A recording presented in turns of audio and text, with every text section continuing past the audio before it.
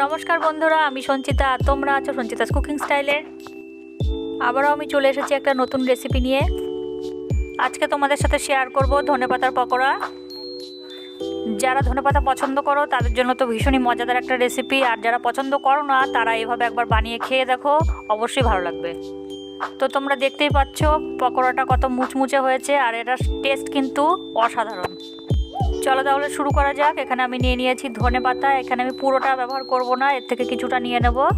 ভালো করে ধুয়ে নিয়ে একটু কুচিয়ে কেটে নেব।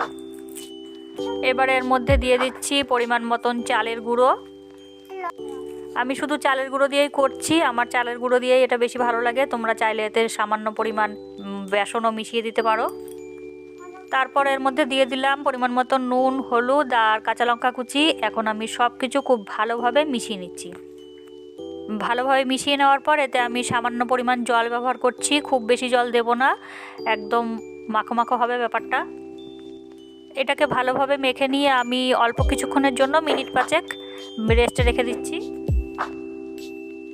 কিছুক্ষণ রেস্টে রাখার পর আমি এটাকে পকোড়া শেপ দিয়ে নিচ্ছি। তোমরা নিজেদের পছন্দ মতন শেপ দিয়ে নিতে পারো। এখন তো শীতকাল, তো বাজারে কিন্তু ধনেপাতা একদম অ্যাভেলেবেল আর একদমই বেশি দাম না।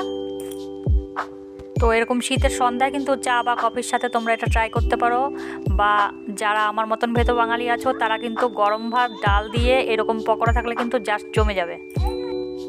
এদিকে কড়াইতে আমি তেল গরম বসিয়ে দিয়েছি, আমি এখানে সাদা তেল দিয়েছি। এবারে একটা একটা করে পকোড়া আমি এর মধ্যে ছেড়ে দিচ্ছি। তেলটা ভালোভাবে গরম হয়ে গেলে কড়াইয়ের চারদিকে তেলটা একটু ভালোভাবে লাগিয়ে নেবে, তাহলে কিন্তু পকোড়াগুলো আর উল্টানোর সময় লেগে যাবে না। যারা আমার চ্যানেলে নতুন আছো তারা অবশ্যই চ্যানেলটা সাবস্ক্রাইব করো আর পাশে থাকা বেল আইকনটা প্রেস করে দাও, তাহলে সমস্ত ভিডিওর আপডেট সবার আগে পেয়ে যাবে। পকোড়াগুলো সব তেলের মধ্যে আমি দিয়ে দিয়েছি। এবারে একটা পিঠ হয়ে যাওয়ার পর আমি আরেকটা পিঠ উল্টে দিচ্ছি। আর এই পকোড়াগুলো কিন্তু দেখতেও ভীষণ ভালো লাগে, সবুজ সবুজ দারুণ লাগে দেখতে। আর তোমরা তো দেখলেই এতে আমি খুব বেশি ইনগ্রিডিয়েন্ট ব্যবহার করিনি, ঘরে থাকা উপকরণ দিয়েই করেছি। তো এটা চটজলদিও বানানো যায়, বেশি সময়ও লাগে না।